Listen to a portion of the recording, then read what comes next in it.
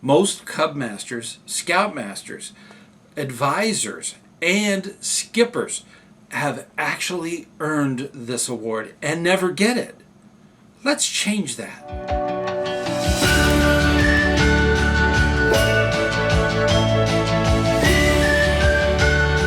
Hey, ScouterStan. Want to thank you very much for joining me here on the ScouterStan channel. Thank you so much.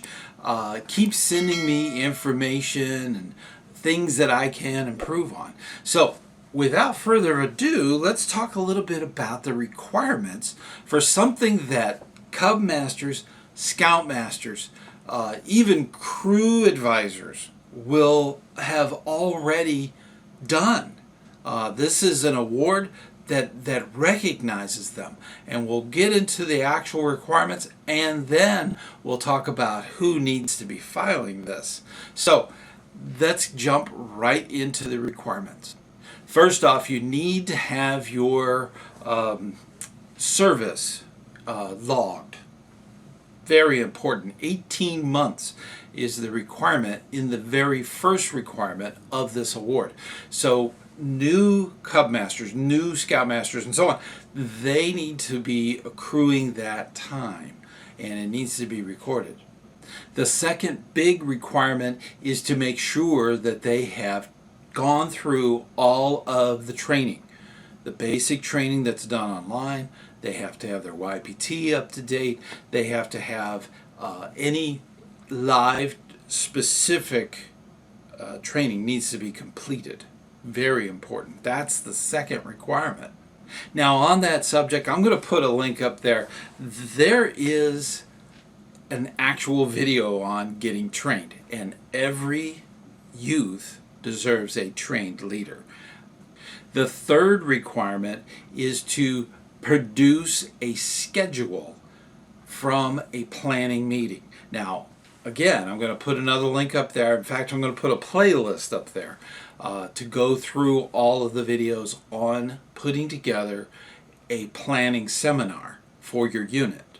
Number 4, you need to have a succession plan in place so that when the Cubmaster moves on to be the Scoutmaster or an assistant Scoutmaster, when the Scoutmaster moves on to help out the crew. These are things that need to be thought about. And again, I'm going to put a video up there that we already talked about it. And this is something that should be in place. It's critical for the health of the unit. Number 5, this is very important. The Cubmaster, Scoutmaster, advisor, skipper, they need to make sure that 60% of the youth they lead actually move forward in advancement. Very, very important. If they're not advancing, they're not doing enough in their scouting to do that, then there's a problem. So we need to go by that plan. We need to make sure that 60% or more, I would say 100% if you can, should be advancing. And that has to be within a year. So they need to move up a rank, or they need to move 60%. That's, that's probably the toughest requirement of all of the other requirements. Number 6, having a good relationship with your charter. Very important to any unit. That is very important. The Scoutmaster, Cubmaster, advisor, skipper, all of them need to be talking with, working with, and being advised by their charter's organization rep. Very important. That has to be done. That's just good practices. In fact, guess what? Another video. I'll put it up there. Number 7. Now this should come naturally. They need to project a positive image of scouting. That's not that hard. In fact, all 7 of these requirements, I'm going to put them down there. That's a PDF that you can download. Very important to go through that and make sure that that's done in an orderly manner. Now, parents, Scoutmasters, and Cubmasters, everybody watching this video, please recognize the leadership that work with the youth. That's really what this award does. It is very important. After all the requirements are met, please go through that process of getting the paperwork done. I'm going to put the link down there. Please go look at the links. Very, very important. Yeah, it's true. The paperwork is done. Download that document. The committee chairperson does the paperwork. They make sure that the signatures are done. They make sure that that all of the dates are correct. And that's all put together by the committee chair. That's the one that's involved in making sure the paperwork is done. Now, for all units except Cub Scouts, there needs to be a statement, a written statement, attached to the paperwork from the youth leader.